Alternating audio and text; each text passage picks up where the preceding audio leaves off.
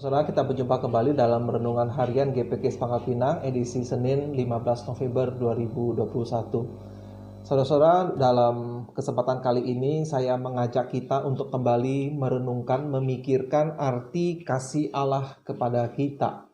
Sehingga saya harapkan melalui renungan hari ini kita makin memahami arti kasih Allah kepada kita dan semoga bisa membangkitkan afeksi kita kepada Allah yang sangat mengasihi kita.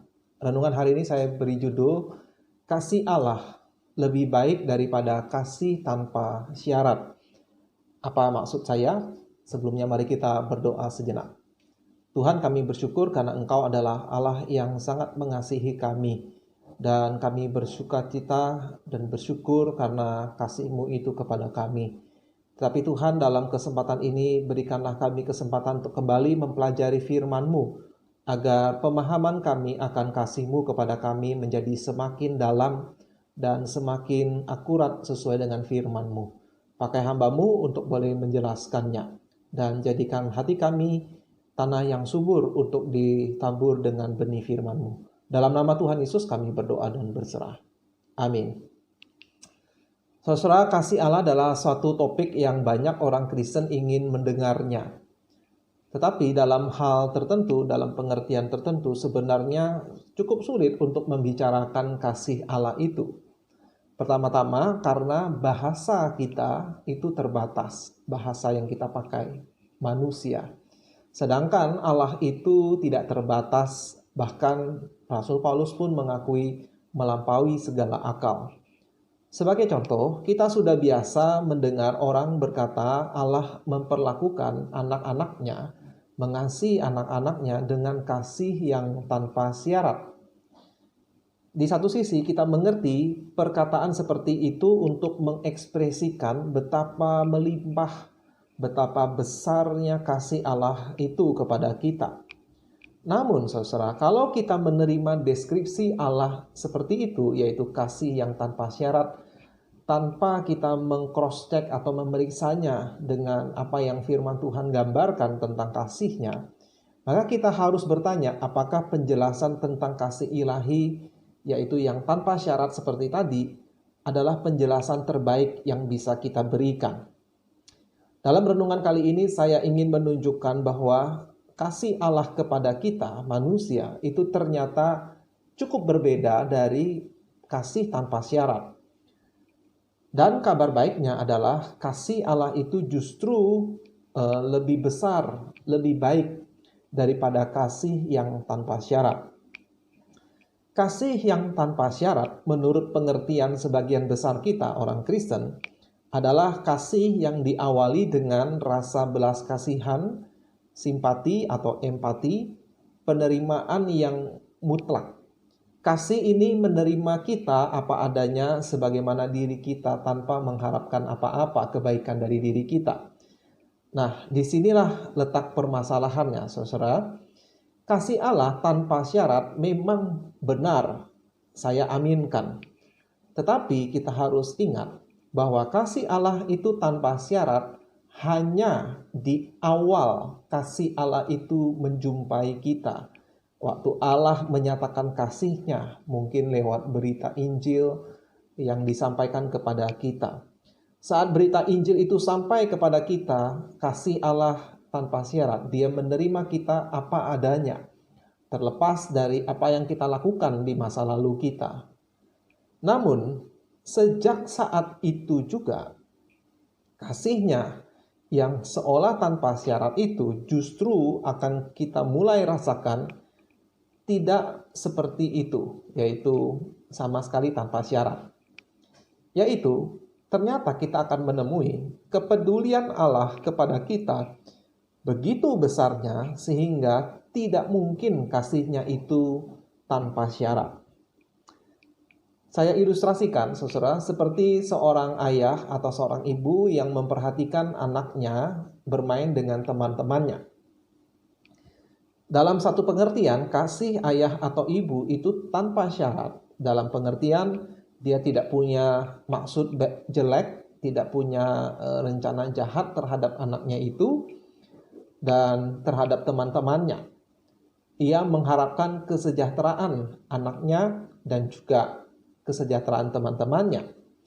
Tetapi seandainya sewaktu anak itu bermain dengan teman-temannya dalam kelompok itu, mulai ada friksi, ada gangguan, ada teman yang mengganggu, ada yang bersikap tidak adil, maka perasaan Anda sebagai orang tua adalah ingin melindungi anak kita. Betul? Atau sebaliknya, bila anak Anda yang justru mengganggu anak-anak yang lain, misalnya dia ngambek, marah, atau mengganggu, sebagai orang tua yang baik dan yang peduli terhadap anak Anda, maka Anda terdorong untuk menengahi mereka. Karena Anda mengasihi anak Anda. Dan kalau intervensi Anda kepada mereka itu berhasil membuat anak Anda kembali berdamai, bermain dengan gembira kembali dengan teman-temannya, maka Anda juga kembali ikut bersuka cita. Jadi inilah arti mengasihi yang bersyarat. Tidak hanya syarat kasih Anda itu berlaku kepada teman-temannya, yaitu jangan ganggu anak saya, jangan bersikap kurang ajar terhadap anak saya, tetapi ternyata Anda juga punya syarat kepada anak Anda, yaitu nah, jangan bersikap tidak adil kepada teman, atau misalnya jangan sombong, jangan egois. Mengapa? Karena Anda tahu sikap yang buruk dari anak Anda akan juga membawa kesusahan bagi dirinya sendiri. Selain hal itu adalah sesuatu yang salah atau berdosa. Nah, sekarang dalam pengertian yang sama, kasih Allah yang waktu menjumpai kita tanpa syarat, tetapi juga kemudian punya syarat, marilah kita menyimak perkataan Tuhan melalui Nabi Hosea kepada bangsa Israel, tepatnya bangsa Yehuda. Perkataan Tuhan ini ditujukan kepada mereka sebelum Tuhan menjatuhkan pendisiplinan yang sangat keras kepada bangsa itu. Kita akan menemukan dua sisi itu, yaitu kasih tanpa syarat di awal, tetapi kemudian juga pada saat yang sama Allah menunjukkan bahwa kasihnya itu sebetulnya punya syarat, yaitu kepeduliannya kepada mereka. Mari kita lihat Hosea pasal 11. Ketika Israel masih muda, kukasihi dia, dan dari Mesir kupanggil anakku itu. Jadi inilah pemilihan Allah kepada bangsa Israel yang tanpa syarat, bukan karena bangsa itu lebih baik dari bangsa lain, melainkan karena kasih karunia-Nya dia memilih Israel. Ayat 2, makin kupanggil mereka, makin pergi mereka itu dari hadapanku. Mereka mempersembahkan korban kepada para Baal dan membakar korban kepada patung-patung. Jadi kita melihat bagaimana kasih Allah tanpa syarat ditanggapi dengan mendua hati. Allah mulai menunjukkan bahwa dia tidak suka. Ayat 3, padahal akulah yang mengajar Efraim berjalan dan mengangkat mereka di tanganku. Tapi mereka tidak mau insaf bahwa aku menyembuhkan mereka. Aku menarik mereka dengan tali kesetiaan, dengan ikatan kasih. Bagi mereka, aku seperti orang yang mengangkat kuk dari tulang rahang mereka. Aku membungkuk kepada mereka untuk memberi mereka makan. Mereka harus kembali ke tanah Mesir, ya, karena mereka memberontak. Dan Asyur akan menjadi raja mereka, sebab mereka menolak untuk bertobat. Jadi perhatikan, syarat Tuhan adalah pertobatan. Pedang akan mengamuk di kota-kota mereka, akan memusnahkan palang-palang pintu mereka, dan akan memakan mereka di benteng-benteng mereka. Jadi mereka akan terbunuh oleh pedang musuh mereka. Umatku betah dalam membelakangi aku. Mereka memanggil kepada Baal dan berhenti meninggikan namaku. Masakan aku membiarkan engkau, hai Efraim, menyerahkan engkau, hai Israel? Masakan aku membiarkan engkau seperti Atma, membuat engkau seperti Zeboim? Hatiku berbalik dalam diriku, belas kasihanku bangkit serentak. Aku tidak akan melaksanakan murkaku yang bernyala-nyala itu, tidak akan membinasakan Efraim kembali, sebab aku ini Allah dan bukan manusia, yang kudus di tengah-tengahmu, dan aku tidak datang untuk menghanguskan. Mereka akan mengikuti Tuhan, ia akan mengaum seperti singa. Sungguh ia akan mengaum, maka anak-anak akan datang dengan gemetar dari barat. Seperti burung dengan gemetar datang dari Mesir, dan seperti merpati dari tanah Asyur. Lalu aku akan menempatkan mereka lagi di rumah-rumah mereka. Demikianlah firman Tuhan. Dengan kebohongan aku telah dikepung oleh Efraim, dengan tipu oleh kaum Israel. Sedang Yehuda menghilang dari dekat Allah, dari dekat Yang Maha Kudus yang setia. Pasal 12. Efraim menjaga angin dan mengejar angin timur sehari suntuk, memperbanyak dusta dan pemusnahan. Mereka mengadakan perjanjian dengan Asyur dan membawa minyak kepada Mesir. Tuhan mempunyai perbantahan dengan Yehuda. Ia akan menghukum Yakub sesuai dengan tingkah lakunya dan akan memberi balasan kepadanya sesuai dengan perbuatan-perbuatannya. Di dalam kandungan ia menipu saudaranya, dan dalam kegagahannya ia bergumul dengan Allah. Ia bergumul dengan malaikat dan menang. Ia menangis dan memohon belas kasihan kepadanya. Di Betel ia bertemu dengan dia, dan di sanalah dia berfirman kepadanya, yakni Tuhan semesta alam, Tuhan namanya. Engkau ini harus berbalik kepada Allahmu. Peliharalah kasih setia dan hukum, dan nantikanlah Allahmu senantiasa. Kita melihat di sini, kasih Allah itu sebetulnya bukan bersyarat, ya. Lebih tepatnya dan setepat-tepatnya kita katakan, kasih Allah itu adalah kasih yang aktif. Ia memutuskan untuk mengasihi Anda, padahal bisa saja ia hanya menghukum dengan adil tanpa belas kasihan. Tetapi ia adalah penuh rahmat, bukan toleran terhadap dosa. Jadi dua hal yang berbeda.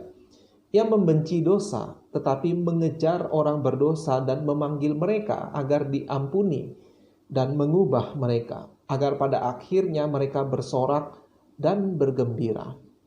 Sewaktu Tuhan Yesus mati di kayu salib, kita melihat kasih Allah yang aktif itu.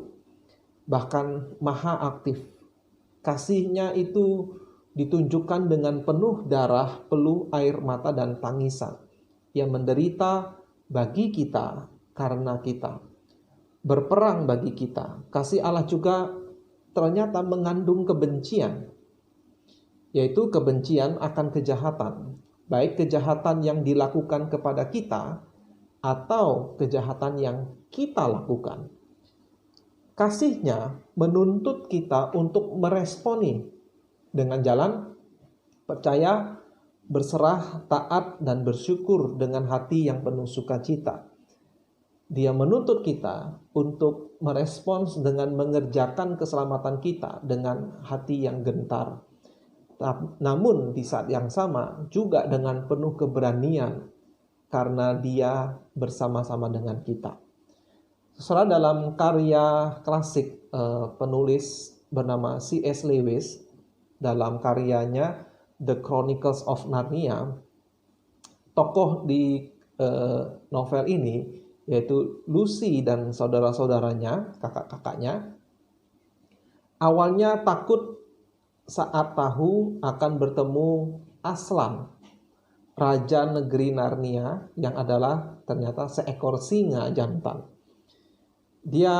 Mereka takut untuk bertemu dengan dia awalnya karena mereka mendapat informasi bahwa Aslan bukanlah singa yang jinak. Waktu C.S. Lewis membuat novel ini, dia memang hendak menggambarkan Aslan ini sebagai sosok seperti Yesus Kristus, yaitu seekor singa jantan yang kuat dan tidak jinak. Ya, dia seorang raja. Tetapi penduduk Narnia berusaha meyakinkan Lucy dan kakak-kakaknya kalau Aslan adalah singa yang baik. Dan dalam kisah itu, setelah mereka berjumpa, makin mengenal dengan Aslan, mereka makin mengasihi dia, bahkan merasa aman bersama-sama dengan Aslan. Apalagi setelah Aslan mengorbankan nyawanya untuk keselamatan umatnya, ya, penduduk dari negeri Narnia itu. Dan bagaimana Aslan bangkit kembali. Ya, sekali lagi C.S. Lewis membuat cerita ini menggambarkan Yesus Kristus. Jadi saudara, demikianlah kasih Tuhan kepada umatnya. Kasihnya kepada kita bukanlah kasih yang jinak. Kasih Allah bukanlah kasih gampangan yang tidak peka atau yang mudah untuk dimanipulasi. Sehingga bisa kita katakan kasih Allah itu, kasih yang sejati dari Allah itu bisa menjadi sebuah perkara yang sulit. Tetapi saudara, bukankah hal yang sama berlaku dalam kasih kita dengan sesama kita? Kasih yang sejati, kalau kita benar-benar mengasihi seseorang, bukankah justru membuat kita mengalami kesulitan demi kesulitan? Kita harus menghadapi kerepotan demi kerepotan. Harus susah payah bahkan untuk menjelaskan bahwa kita mengasihi dia. Dan kita juga harus rela berkorban karena kasih kita kepada seseorang itu. Jadi saudara, memang jauh lebih mudah sebetulnya untuk bersikap masa bodoh amat, begitu kan? Tetapi kalau kita benar-benar sudah mengasihi seseorang dari dalam hati kita tidak bisa untuk bersikap masa bodoh. Betul? Kasih lebih kuat daripada maut, firman Tuhan berkata. Kasih tanpa syarat sepertinya kasih yang aman. Tetapi masalahnya kasih yang seperti itu tidak punya cukup kekuatan di dalamnya. David Paulison, seorang konselor, berkata, kalau kita berkata kasih Allah itu tanpa syarat sama sekali, maka itu sama dengan kita menggantikan Raja yang Maha Kuasa, Tuhan semesta alam, dengan sebuah boneka teddy bear. Dia ingin menunjukkan bahwa Allah itu mengasihi kita dengan kasih yang peduli, yang mengejar kita, yang berjuang demi kita.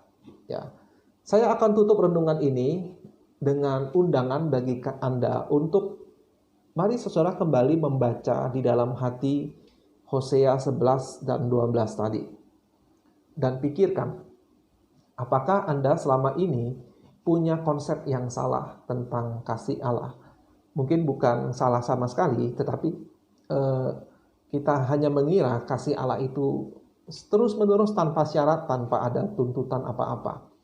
Lalu kemudian pikirkan relasi-relasi Anda, entah itu dengan keluarga Anda, ya, pasangan, orang tua, anak, menantu, mertua, atau dengan rekan-rekan di tempat kerja, di sekolah. Coba nilai, apakah Anda terlalu bersyarat kepada mereka? Atau justru kasih Anda terlalu banyak syaratnya kepada mereka sehingga Anda mengalami kesulitan-kesulitan. Dan coba pikirkan bagaimana kasih Allah kepada Yehuda, kepada Israel menjadi model bagi kita dalam keseluruhan relasi kita. Mari kita tutup dengan doa. Tuhan, kami bersyukur karena kasih-Mu adalah kasih tanpa syarat. Ketika berita Injil itu sampai kepada kami, Engkau ingin menerima kami apa adanya. Engkau mengenal kami sampai kedalaman hati kami, hal yang tersembunyi dari diri kami. Tapi Engkau tetap mengasihi kami, memanggil kami untuk menjadi anak-anak-Mu. Tetapi Tuhan, kasih-Mu tidak berhenti hanya di penerimaan saja. Tapi kasih-Mu ingin mengubah kami, ingin memperbaharui kami, ingin menjadikan kami baru, menjadi gambar Engkau yang mencerminkan akan kemuliaan-Mu, karakter-Mu, dan kami mendapatkan kedamaian, kebahagiaan sejati ketika kami bersekutu dengan Allah yang kudus, dan ketika kami bisa menjalin relasi yang baik, yang sehat dengan sesama kami. Tolong kami Tuhan untuk mengerti bagaimana kasih-Mu ini boleh menjadi teladan, menjadi model, menjadi paradigma kami dalam mengasihi orang-orang di kehidupan kami. Sehingga Tuhan, kasih kami pun boleh menjadi kasih yang mentransformasi orang lain. Seperti halnya kasih-Mu yang terus mentransformasi kami dari hari ke hari. Berikan kami kepekaan untuk bersikap dalam situasi-situasi sehari-hari dalam kehidupan kami. Sebab disitulah kami bisa merasakan kasih Tuhan kepada kami, dan kami juga belajar bagaimana mengasihi sesama kami sebagaimana Tuhan telah mengasihi kami. Terima kasih Tuhan untuk kasih-Mu dan untuk firman-Mu. Hanya di dalam nama Tuhan Yesus kami naikkan doa syukur ini. Amin. Sampai jumpa saudara di edisi berikutnya.